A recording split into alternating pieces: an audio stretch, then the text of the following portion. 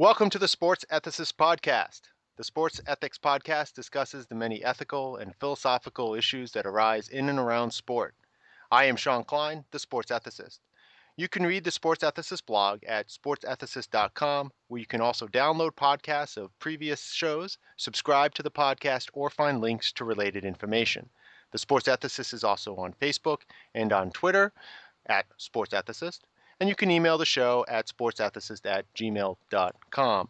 And today is October 9th, and the baseball playoffs are in full swing with both American and National League Championship Series opening up this weekend. For baseball fans like myself and my guest, this is one of the most exciting parts of the baseball season. But are we getting it wrong? Is there something wrong with playoffs, and are there better ways of determining champions and organizing sport competitions?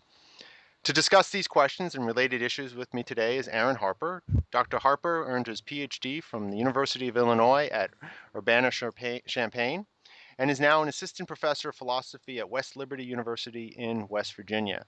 So welcome to the show, Aaron.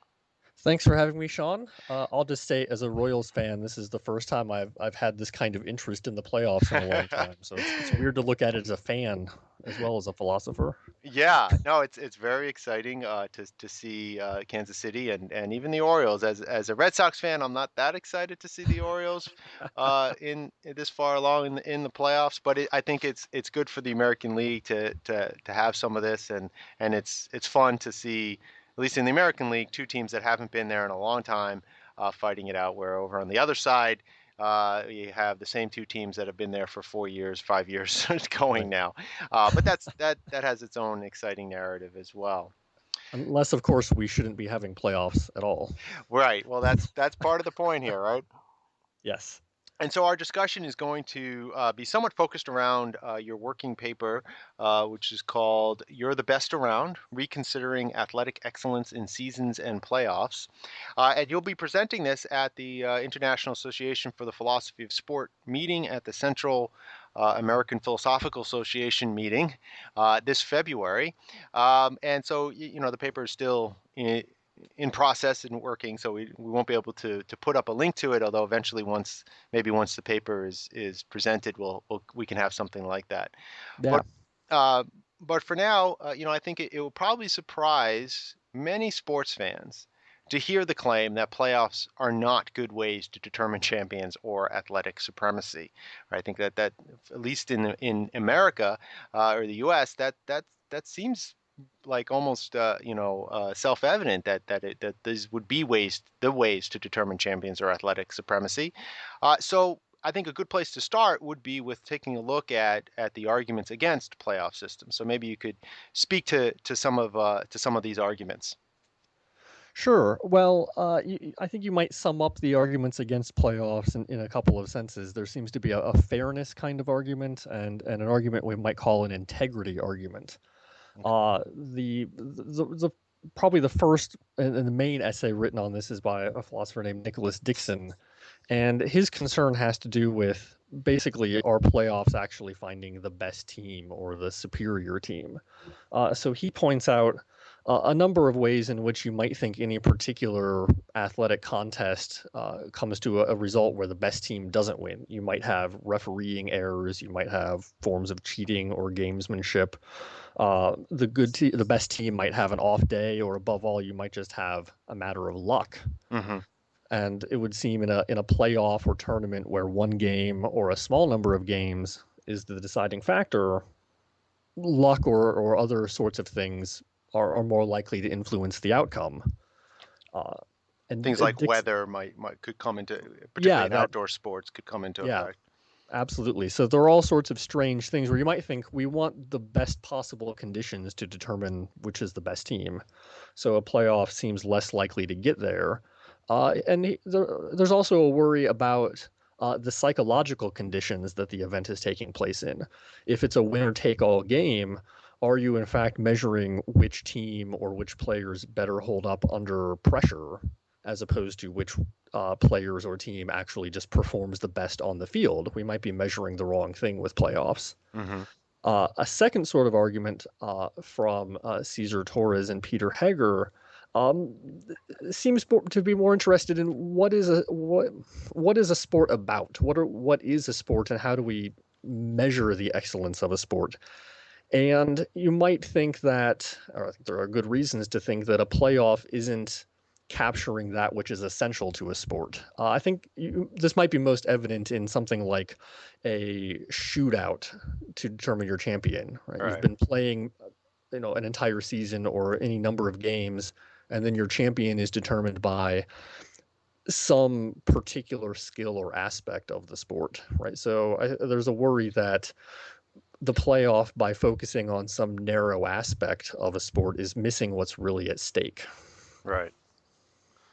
Now, so it sounds like you have some general sympathy for these claims, and to a degree, I do too, although I don't think to the same degree that you do. And another maybe criticism or concern about playoffs that comes up, which isn't really directly addressed, I think, by Dixon or Torres or Hager, is the devaluation of the regular season. I mean, Yeah, yeah. this maybe is more the conventional or colloquial or layperson type of argument that the play, and you see this, I think, most in particularly basketball and hockey, which have very long seasons and then a long playoff as well. And people look at the regular season with much less interest than they do the playoff season, let's say the second season. And so there's this concern about devaluing the regular season. And this came up also, I think, within college sports, with the introduction of playoff in college football, and how little people pay attention to college basketball until their playoff Right. tournament as well too. I Um, saw a number of articles regarding that last week after the baseball wild card playoff. Why play 162 games if in fact it all boils down to one wild card playoff? I think there are some ways to respond to those claims. As well. So, for example, it's not that it just comes down to one game after 162 games, right? Because you have to play those 162 games in order to be in the position to play that one game, and I think it also ties into one of the things that you were talking about in terms of the hybrid system of balancing the regular season with the playoff system, and so it's getting maybe a little bit ahead of ourselves. But I thought that was an interesting way to think about it in terms of we part of the reason why we have the way the one playoff game, one play-in game, whatever you want to call it, in the wild card is to give a much more distinct advantage to the division winners, right? Hmm. And so I think that provides some balance between the importance of the 162 games and of winning your division, and so that not that the wild card team is being punished, but they are we're giving the division winners a little bit of an advantage there because of the 162 games that they've played, and so it isn't. And same way to a degree with the shootout. You only get into the shootout if you've played to a standstill after more than 90 minutes, usually 100 to 120 minutes of playing soccer in the case of soccer. And so it comes down to you've played to a standstill. So it's not that you're just going out and deciding the match on just baldly deciding it on a coin flip, so to speak. I mean, you have to get to a certain point where all other things have been tried. And so this is a way to one last thing. So like a tiebreaker for the regular season as well, right? Because you can imagine even in a season-long tournament championship system, you would have a situation where two teams at the end are tied in their points or their win totals or whatever, and you'd need some way to differentiate the winners, and some might choose to have a game playoff, which would bring in all the concerns that one might have about the playoff system again, or you'd have to have some other tiebreaker that would be separate from playing the game, right? Yeah, I mean, I suppose you might think that those are really just a function of logistics rather than anything else. That if you Yeah, could, we would play 150 minutes in soccer, but everybody would be exhausted. yeah, So if our options are play with exhausted players who are barely able to move up and down the field, or bring in all subs and play with backups, yeah, or have a shootout, none of those is ideal. yeah. I suppose the opponents of the playoff might say these are somehow insufficient because it's not the whole of the activity. It's only part of the activity. It's no longer the whole thing that we started with. Something like that. Yeah, no, and I think that there's a point to that, and you sometimes in the debate about intentional fouls, this comes up as well, right? In terms of giving precedence to certain kinds of skills, such as penalty kicking or foul shooting, or free throw shooting, and those kinds of skills, which are stripped down versions of the skills that you normally use in the context of the game. And so concerns of critics of intentional fouls like Frale and others tend to view those as diminishment of the game skills. But Hmm. one of the responses to that is the idea that uh, um, that these are you in some way have already played to a sort of equal basis in terms of ties or whatever, or just a closely matched contest. And so those sort of restorative skills or secondary skills can be the deciding factor when things are already close. And so when you have a tie game, a tie match after 120 minutes, things are pretty close, and it looks like you need some other way to figure things out. So it's not merely just logistics. It is a sort of decision about, okay, what's the next step we take when the constitutive skills aren't getting the job done, in the sense of, or that makes them sound in some way diminished, but that the constitutive skill matchup between the two teams is such that they're not going to be the deciding factor. We need something else to decide it. And so something like a shootout or some other diminishment, or other set of skills, maybe you reduce the number of players, or you put in the subs, as you said. There's different ways you can imagine doing it.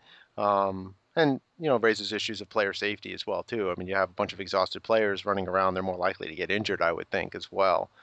Um, uh, uh, but I wanted to come back to um, uh, the idea that there might be some responses to these concerns that Dixon and Torres and others have raised. Um, and that was some of what you focus on in your paper. So how might you what are some ways in which we might respond to these fairness and integrity arguments? Well, I mean, to some extent, I think the basic idea is right that in theory, the more games you play, the more outcomes you go through, it's more likely to avoid some of these problems. Uh, but I think the real question is, what are we trying to do in the first place, right? And I don't think there's any clear agreement as to what we're trying to do in a playoff or regular season or tournament championship system. But it seems to be something like, generally, I think people agree with something like measuring and comparing athletic excellence. Right? Mm-hmm. Let's look at these forms of excellence, compare them, try to figure out who is superior. And I think the assumption in this debate is, well, there must be one system that finds the superior team, right? There's a best team, and we're going to develop a system that will pick out the best team. And the Yeah. argument is playoffs don't do as good of a job as picking out the best team as a season long something, some kind of season long tournament. Um, so that's actually where I think the trouble is. Okay. Maybe there's not necessarily one single system for doing so. So I think there's actually a lot of different reasons. I don't know exactly which direction we want to go or where we want to go into. But I think we should realize that in fact, different ways of looking at champions, a season, a playoff, a tournament, one game, what have you, we have to acknowledge that they're going to give us different winners, and that's not necessarily a problem. Right. Yeah, and I think that's a great point, and I do think that that's a drawback to some of the discussions is that there is, as you put it, just sort of this assumption that there's, one standard of excellence, that there's one best team or one way to conceive of what it is to be the best team. And, it just doesn't seem like there really is a homogeneous way to talk about that, that there are a lot of ways to think about the best team, right? Is the best team the one that is, from post to post, the best team, right? The one that starts off the season strong and finishes it strong, or do we want to think? What do we think about the team that starts soft or weak or in some disarray, pulls it together, responds to the challenges in the course of the season, builds, gets, develops at towards the end, and is able to win those games towards the end of the season, and either make it into the playoffs, or if it's a season-long tournament, be able to accumulate enough points or wins at the end to overtake the other teams. That there's some virtue in doing that as well. That is worth taking a look at. Is that some of what you're thinking about as well? Right. Yeah, I think you've just described two competing definitions of what it would be for a team to reveal or display athletic excellence, right? The team that is from day one, uh, I don't want to say from day one superior, but consistent throughout the season. Not even necessarily spectacular, but over the course of a season, for whatever various reasons, and the reasons might be relevant, we can go into those, a team has had success from beginning to end, as opposed to a team that, as you said, starts out in disarray, maybe acquires new players along the way, maybe they have a new coach and they're implementing a new system. And this team, starts out not at the top, but by the end of the year is playing just as well, if not better, than the other teams. Right. It seems like a season and a playoff is going to they'll each give you a different answer as to which one of those is the best team. But I don't think there's any obvious way to pick one or the other. Right? I think we're mistaken if we pick the first one. Let's say, well, the consistent team is the superior team. Yeah. I don't think that's right. Not yeah, Necessarily. not right in the sense of, in a singular sense of best, right? Because there is Right. something worthwhile, there's something excellent about being consistently good over that period. There's also something equally excellent about recognizing your flaws and fixing them in the course of the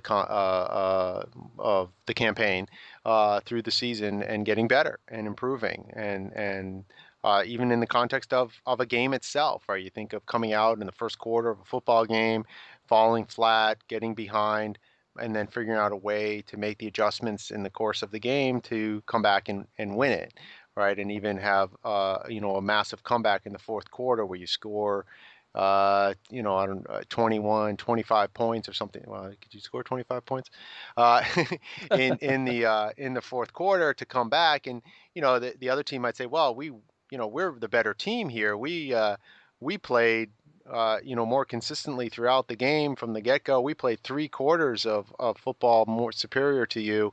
You just played 1 quarter. Shouldn't we get credit for that? Well, there's something for that too, but there is something also to be said about the team that makes the comeback. And so I think your point about having these different systems to be able to measure the different ways we might think about excellences in the game, I think is one that's really worthwhile, that I think the critics do seem to miss. Yeah, the way I would put it is that these two, and we've just sketched two, right? A Yeah. consistent versus sort of peaking later. I imagine you could develop some other competing accounts of what athletic excellence would be, but I would say they're both legitimate or defensible or something like that. That they both count as ways to display excellence, and I can't think, or I don't think there would be a good way to preference one or the other. I don't think Right. we would be right in picking one. But I think to defend one championship system, say a regular season, as the best one, forces you to do that. It's making a commitment that one way of attaining this excellence is better, and that strikes me as problematic at the very least, or at least too narrow. It's too narrowly defining what we're looking for. Yeah, definitely. I think you're right. It becomes too narrow, as you said, of a way to define it by really preferencing one conception of excellence over another. I mean, we were talking before recording about the English Premier League a little bit and how we're both starting to get, as we're just Americans, so it takes us a while to get into soccer and football, as they say. And but it is interesting to have the champion of the Premier League decided just by the regular season. That's a whole regular season. They don't have a playoff system, and it is interesting, and it does change the way you think about the nature of the beast, so to speak. And each game in the course of the season, you do look at it differently than you do in a system that has a playoff system. And I think it has its pros and cons. I mean, obviously, like you were talking about in the context of Dixon's article, an argument that through the course of a regular season, particularly a season like the EPL, which is what I think 38 weeks long. A lot of fluky things or luck things are going to wash out or even out over time, right? And you see that through the baseball season, you see that through hockey and basketball as well, and even to an extent through some of the series that they play in the playoffs. That as opposed to just one game playoffs or one game elimination playoffs, that where or even just in football where 16 games, one or two games that might be decided on fluky things, either some bad refereeing or bad weather, can really make the difference in a team making the playoffs or not. So it really heightens the variability of teams. Whereas in a season long tournament, for the champion, those fluky things wash out, and so you do tend to get teams with more consistent, superior play are the ones who tend to be at the top, and the ones that are more inconsistent in the middle, and the ones who are consistent but consistently bad are going to be near the bottom, right?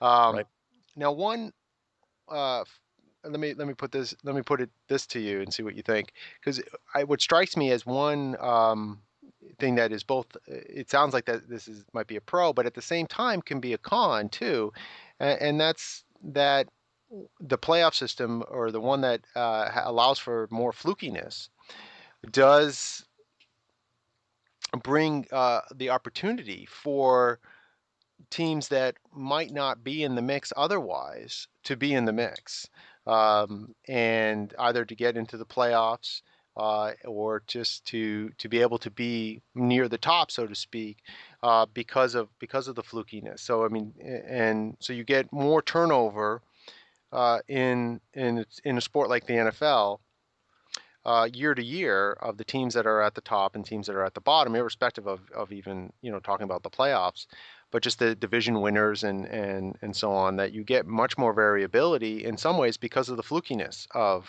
football, because of the short season, and so that in some ways brings more teams into the mix. Whereas EPL, I mean, you have maybe six or seven teams that are the perennial top dogs. Your Liverpools, your Chelseas, and your Manchester, so on, and you don't really get a lot of other teams that are in the mix come towards the end of the Premier League season. Like, so the Burnleys and other teams don't, they're not really in consideration.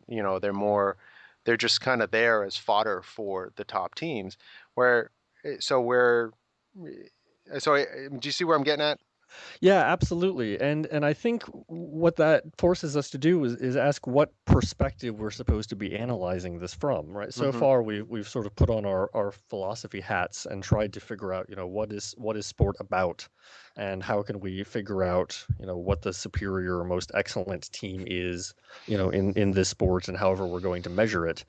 Uh, but the question here is, seems to be something like, well, isn't it good to bring in new teams, new Hmm. players, new fan bases, something like that?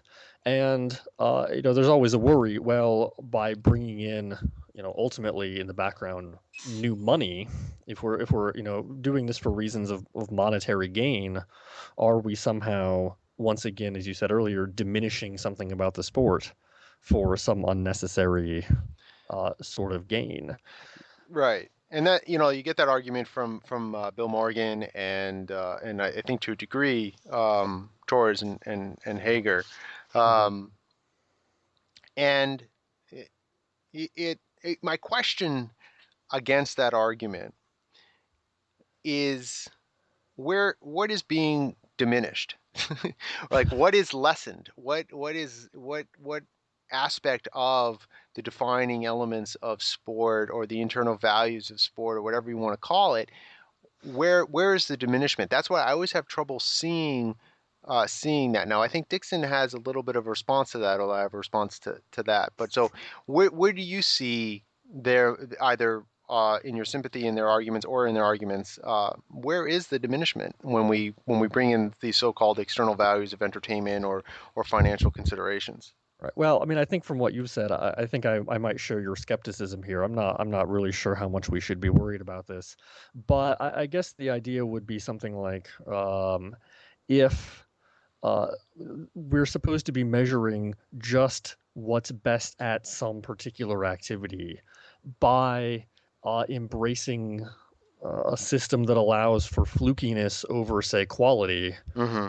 we end up, maybe your comparison was the NFL, where due to a short season and scheduling quirks and things like that, you often get more turnover or more teams that maybe you think aren't as talented that end up in the playoffs for various reasons. Yeah.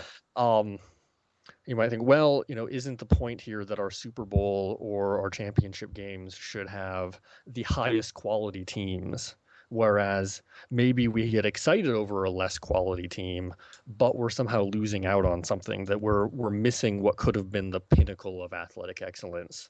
And instead we're getting something, I don't want to say watered down, Mm. but we're getting something a notch below that.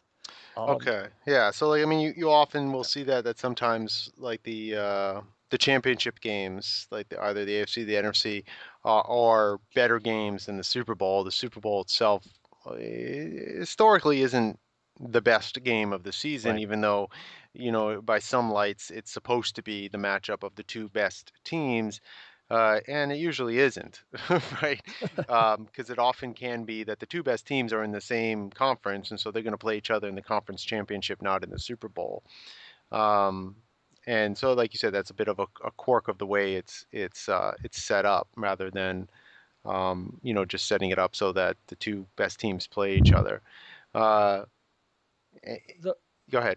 Well, I think one response to that is I think the regular season actually ends up with the same problem, Hmm. in that, and football, either of the footballs we've been talking about may not be the best example because they're very much one game playoffs. But if we look at a sport, let's take baseball since it's baseball season, Right. where we have a playoff series, right? I think in that sense, there's actually, I would argue, good reason to think that the series games are going to be of higher quality than either the one game playoff we were just talking about or the regular season, where we get, as you noted earlier, all forms of variability, strange weather incidences, right? Injuries, teams that have just come off a long road trip and aren't really full strength or something like that. Right. And you're playing new teams all the time. Depending on how your season is organized, it may be a round robin or you may have a division, but you're playing teams only a limited number of times. Whereas in a playoff series, you might be playing the same team 5, 6, 7 games in a row. Right. So we get to see something of the chess match between the two teams, right? Team A comes out with some new strategy. Team B has to respond to the strategy, and we see this counter move sort of thing throughout the series. Right. So That uh, whether or not to bring a pitcher back on short rest and how you're going to counter against that and whether that's going to work or be a detriment.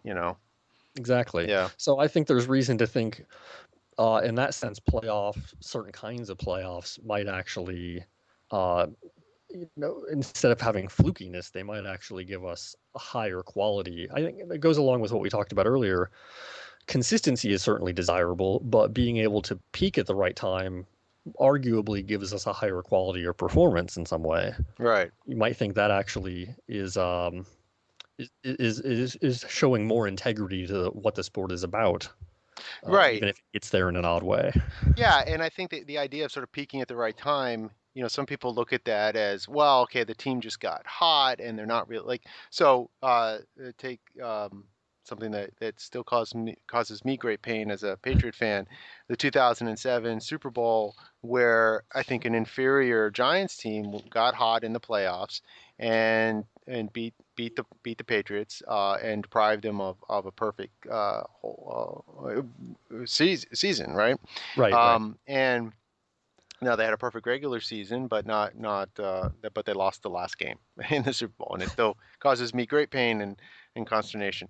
But there's some concern. Oh well, if you play that game 10 times, the Patriots will probably win. Although actually, I don't know if that's actually true, because I mean, in one sense, the Patriots might have been a better team than then, and this gets to your one of your concerns about what do we mean by best team, because there's different ways to measure that. In that the Giants were able to match up against the Patriots in a way that, even though the Patriots probably were a better team in the sense that they could probably beat more other NFL teams than the Giants could beat the Patriots because of the way their defense was constituted. And so there is that chess match thing that you're talking about, and right. And if that game had happened, I mean, week 4, let's say, perhaps the Giants would not have been as prepared to take on this Patriots team. And in this case, right. actually, perhaps having 2 weeks to prepare and having seen 18 previous Patriots games, they were able to, to play their matchups in Right. a way better than the Patriots did for whatever reason. Yeah, and that's a part of, I think, a legitimate test that's going on in these athletic contests or in these seasons, or in the leagues, and why you set up the leagues and you just don't have these one-off games is in part because you're not just testing one thing or just one aspect of athletic ability and excellences, but it's this whole broad package, which includes the execution on the field, but also preparation and intelligence gathering and conceiving of novel and new ways to implement your knowledge about the game, all of which can take on different forms in different structures. And so that's one of the things that really I like about where you're going in terms of having more options here in terms of, yeah, regular season is valuable. Playoffs and different structures of playoffs can call out these different ways of and different parts of the overall athletic excellence that we're trying to measure and compare. So I wanted also to come back to one of the things that Dixon hits on quite a bit, and this is the idea of the fetishizing of psychological toughness, right? Hmm. So could you now you briefly touched on that in the intro. I was wondering if you come back to that, explain a little bit more about what his argument is about the role of physical toughness here. Well, again, if we assume that one thing we're trying to do in these various championship systems is identify the superior team, we usually mean that in terms of something like which team displays the most athletic excellence, which I gather means something like which team is actually best at playing the sport. Mm-hmm. Uh, but if we're deciding championships by a one-game playoff or even a short playoff series, it might be the case that certain players are, in some sense, more talented than others, but they don't stand up to whether it's the criticism or the media or just the fans or the various forms of pressure that are put on them. Right. So it might be the case that teams that have success in the playoffs or in a tournament are, in fact, either they're winning because they have some more desirable psychological constitution, or we might just appeal to experience, right? Maybe teams that have been there before. Right. We often say this. I don't know if it's true, but we often say that teams with experience are going to be more successful in in some sort of playoff setting because they know how to deal with the pressure. Right. So the worry would be, are we, in fact, in playoffs, are we putting too much emphasis on who's able to perform well under pressure, who has whatever psychological toughness, is defined as opposed to actually who's more talented? Right. That's interesting. The question of the sort of experience factor and is that real or not? Because yeah, that is a common thing that we talk about. The veterans, the experience, they've been there before. They can pass that on to the rookies and not let it affect them and so on. But I wonder, yeah, like that's an empirical question of how true is that? And I'm sure you can look back and try to test that. There could Yeah, be I'm some sure somebody confirmation has bias there. tried to research this, just like, Uh, all of this research on whether people perform well in clutch situations, which, right. as I understand it, most evidence suggests no, but there might be some limited evidence that there is, Yeah. clutch hitting ability or something like that. Yeah, generally the people who are clutch are people who are just good, and Yeah, they're yeah, they're good in the third inning just as much as they're good in the seventh inning. right. And But the argument against this, or in favor of the season, would be, if you're playing a large number of regular season games, each regular season game counts the same, right? So if this is yeah, baseball and you're playing 162 games, no game is really that significant. So any particular game is played at a much lower do you level of pressure, do you think supposedly. that now that is part of the regular season argument? Do you think that's true though? I think I think it can't be true because inevitably we end up putting more weight on teams at the end of the season, right? Right, I mean, in this run up to the wild card, every team in the wild card hunt is playing a playoff game for essentially September. right. I guess you could argue, well, if they had played well over the first 5 months, they wouldn't be in this situation. But just because something counts the same in the standings, I don't think that actually means they count the same as far as how we feel about them.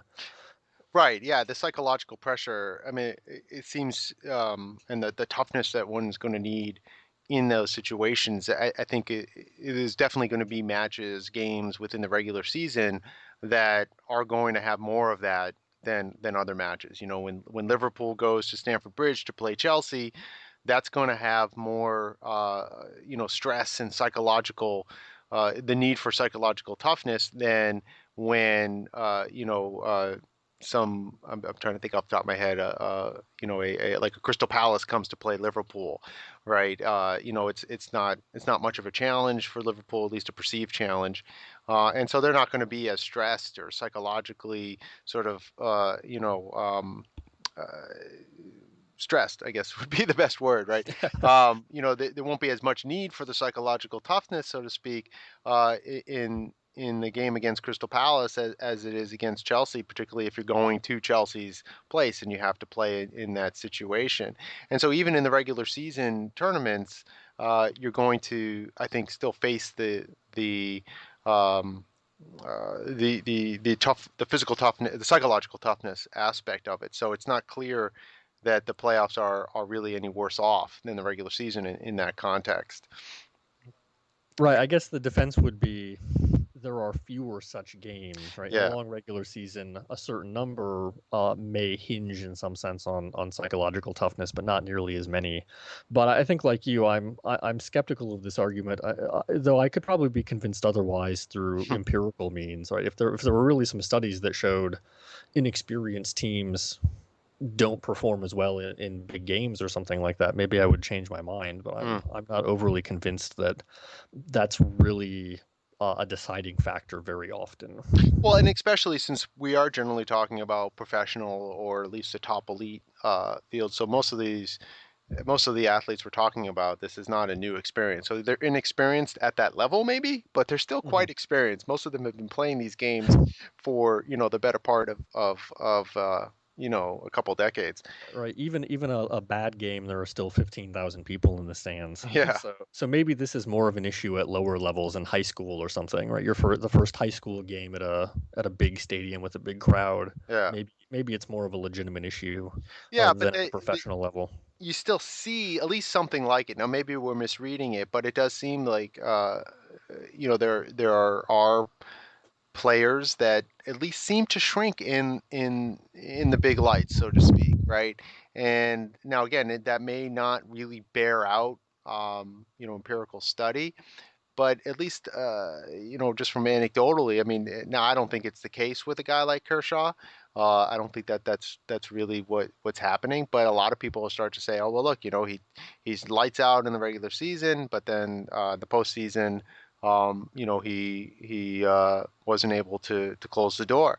Right, And so is he not able to step it up? Is he not, or is he cowering in some way? No, I don't think right. that's actually the case. I think it was just there's other factors there. Right. Um, Well, there's also the, did he pitch against the same level of competition, right? In a playoff, exactly. presumably the competition is stepped up. Right. How much does just the fact that you're playing better teams actually play into Yeah. those things, along with the obviously small sample size? It's pretty easy to develop narratives and talk about them for a long time. Exactly. Yeah, I think that's a bigger part of it.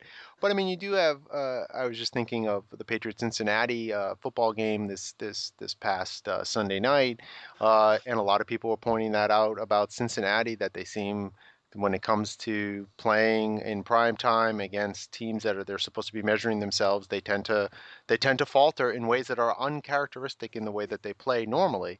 And so there does seem to be something there. I think we probably overplay it with these narrative discussions, but there is a little bit something there that I think Right. sometimes is affected, and psychological toughness is a factor. Now, Dixon, asked this question in his piece, which the title of which is "On Winning in Athletic Superiority." Is that the name of his article? Yeah. Yeah. So, And I will put up, as part of the podcast posting, at least the citations for the various articles that relate to this. Most of them are probably behind some kind of paywall if you don't have a subscription to the Journal of Philosophy of Sport. But if you have access to a library, you might be able to get them. But I'll put up the citations.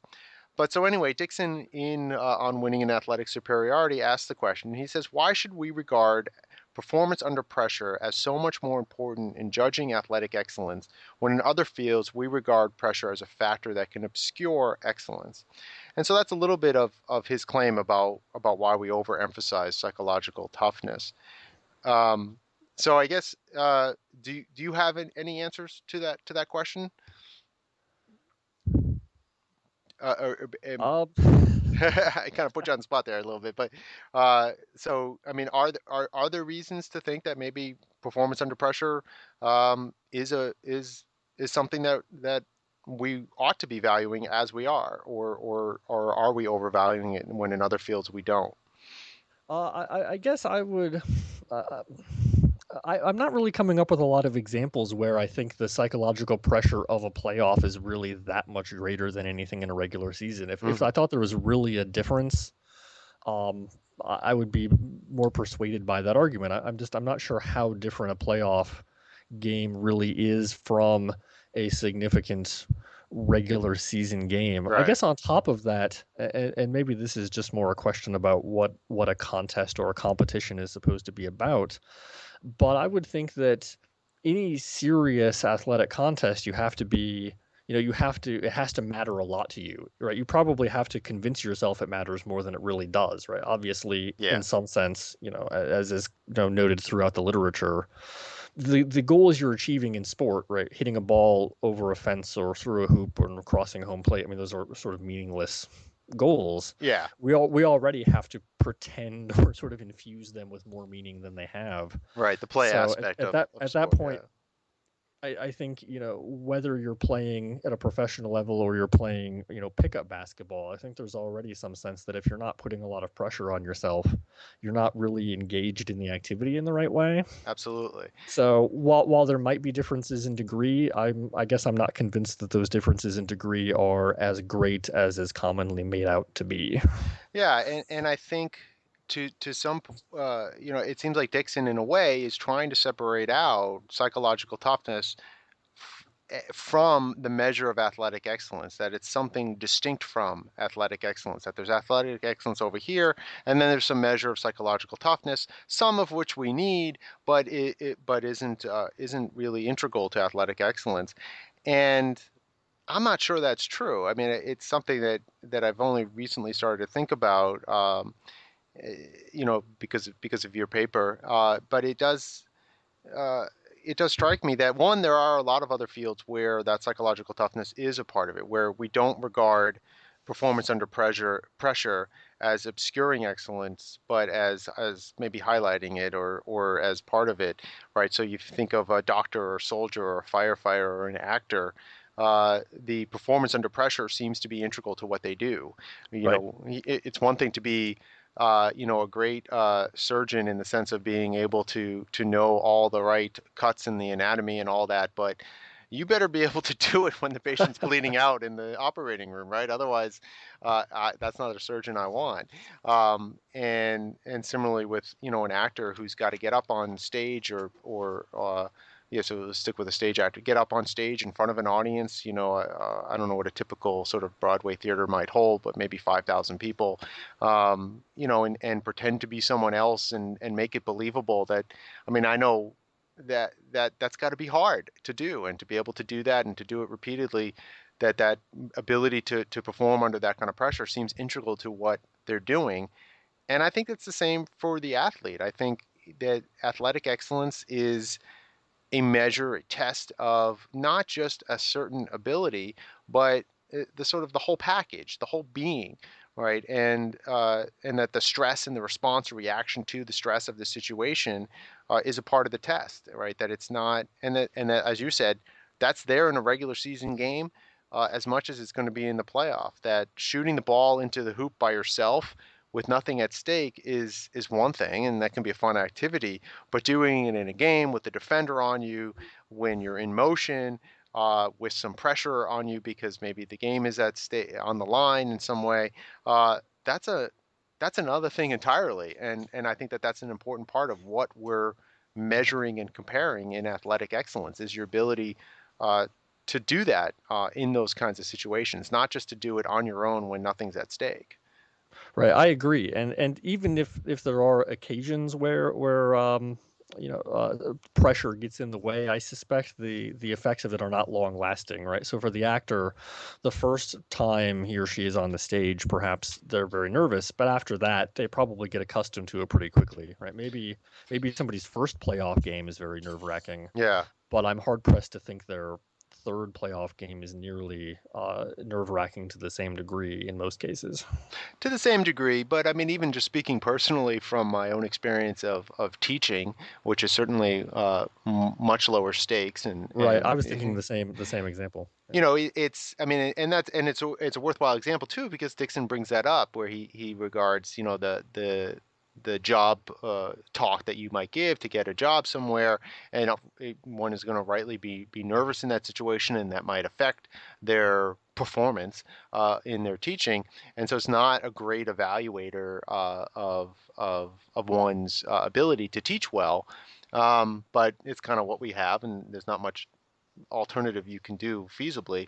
But I think just day to day, though, there is something important about being able to sit in a classroom with students and be able to perform in a way your teaching responsibilities. And I know before every class, my heart flutters a little bit. I mean, it's, I mean, maybe some people aren't like that, but there's always those butterflies right before. And even I've been teaching for 15 years now almost, so it's still there in every class.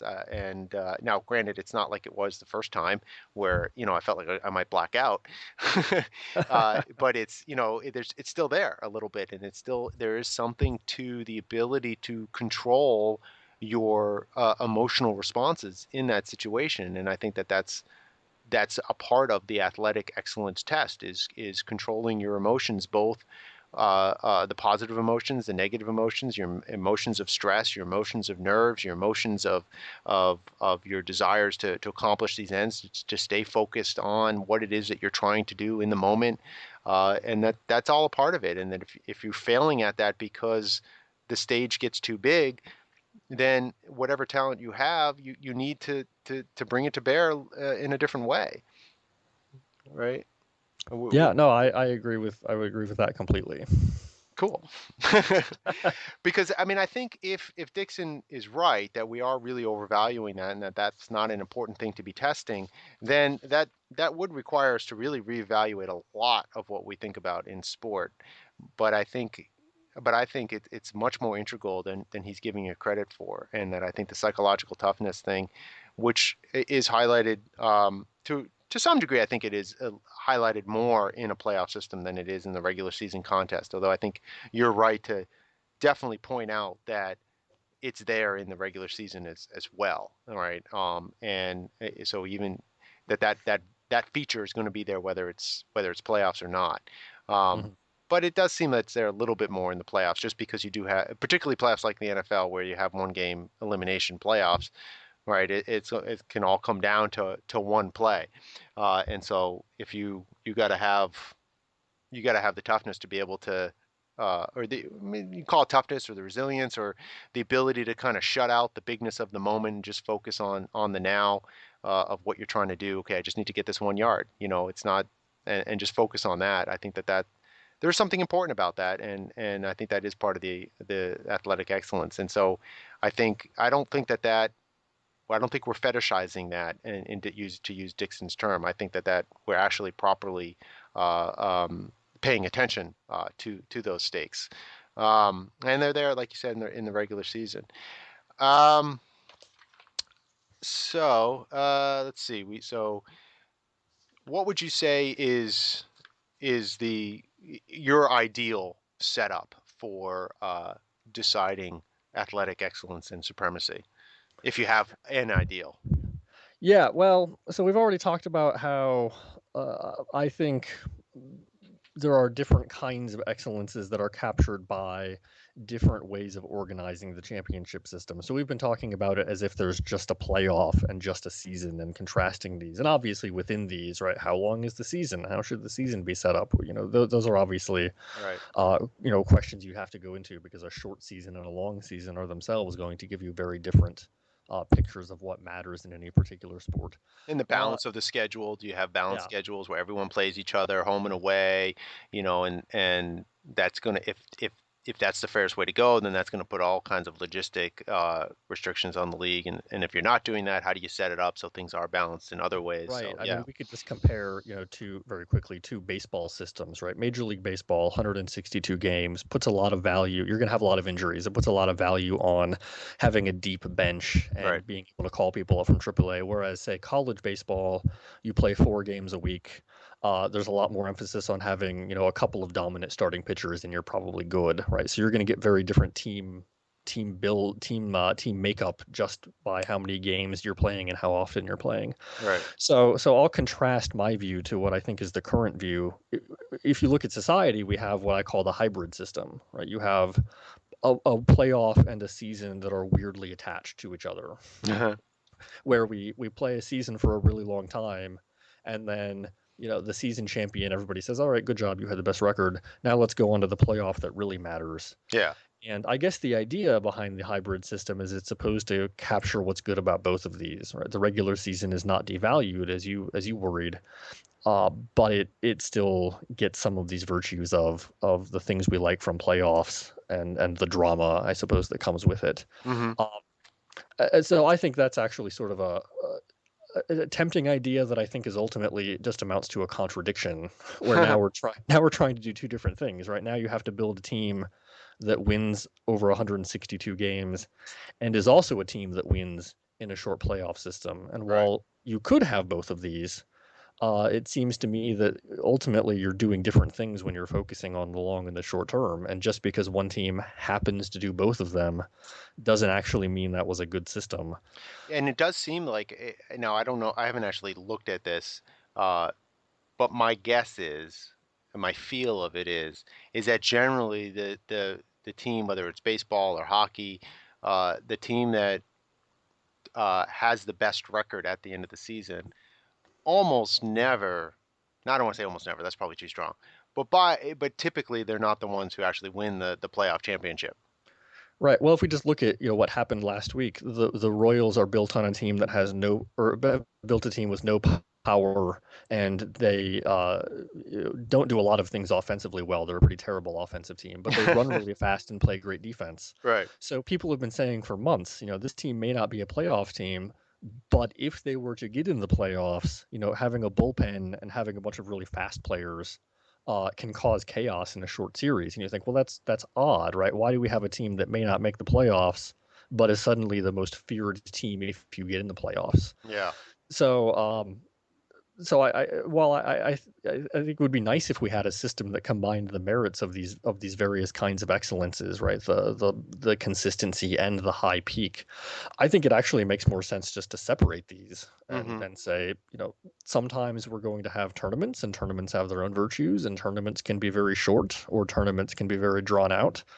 And then we'll have essentially longer tournaments, which you might think the regular season is Right. more or less a longer tournament. So really, my suggestion is more stop treating these as if one championship matters more, and each kind of sport, why not have different kinds of championships, different kinds of systems where we acknowledge that you can be the best in different ways, Yeah. and that's not a problem. That's actually, it makes sense that you Yeah. have two teams excellent in different ways. I really like that. I think it's very interesting. I'm not sure. I'm not sure that something like that would ever really take root, at least in U.S. sports. But it does seem to be, at least in some ways, what goes on in international football or soccer, Right. football. What I never know what to call it. But association football or EPL, right? So they have the Premier League, which is a season-long tournament. The champion is just team at the end with the most points. And but then they have the Champions League, which is set up more like the World Cup in a way where you have a round. You have groups. They play round robin, and then you have a knockout tournament after that, and then it's an elimination. You move into a more traditional kind of playoff setup. So when you ask people who watch a lot of European football, soccer, and you ask them, well, which do you prefer, the Premier League championship or winning the Champions League? Or, you know, I find you get a lot of different answers. Hmm. And some people, will, because I did a search on the web, looking at reading different discussion forums, talking to some friends of mine who have been longtime fans, and I get different answers. Some will say, no, the Premier League is what you want a league, and Champions League is just extra. Others say, no, the Champions League, is more prestigious because you're playing against all these other European teams, and it's a broader base of talent, and it's a much better, it's just a grouping of talent that's better. Others say, if you win the Champions League but you don't win the Premier League, that's not good. If you win the Premier League and you win the and win the Champions League, then that's really the best. And so you get all kinds of answers, which I think fits more with your championship pluralism, in the sense that people are interested in sport and sporting excellence for different reasons and in different ways. And so having different opportunities and different ways to test these teams and players is going to, I think, appeal to people in ways that's much more broad and captures the varied ways in which excellence can exist. I also like that international soccer has international teams, that it's not just the same team competing all the time, but in fact, sometimes we reorganize teams to see how players play in different systems with different teammates, that kind of thing. And that most of these international teams, they've been playing together for a long time. Yeah. So it's not just let's throw a bunch of people together like an all-star game, which is always a mess. Right. But in fact, it's people who have come from well, they've been playing together for so long, or they've been playing the same style, that you can see how do these styles work in different formats, right? You might find there's one player who was great in the international scene, but not as doesn't play nearly as well for their other team, just based on the team's style of play or something like that. And I think Right. we should embrace the fact that different combinations tell us different things, rather than again thinking, well, the this professional version has to be better for whatever arbitrary reason we think that is. Yeah, no, I think that's interesting. You see that much more in international soccer, a little bit maybe in basketball. But I still think, from the American point of view, is those are secondary to the professional leagues, Hmm. and that doesn't seem like something that's going to change anytime soon. But it's interesting to think about and fun to talk about. And I mean, one aspect of the European setup is the relegation and promotion, which I think is really interesting. But that's sort of different, although it connects into the development of the regular season. But that's pretty much all the time we have for this. Thanks for coming on and talking about this really interesting issue. Thanks for having me. It was fun. This has been the Sports Ethics Podcast. You can find us at sportsethicist.com, Facebook, and Twitter, and you can email the show at sportsethicist@gmail.com. We'd love to hear from you. Thanks for listening.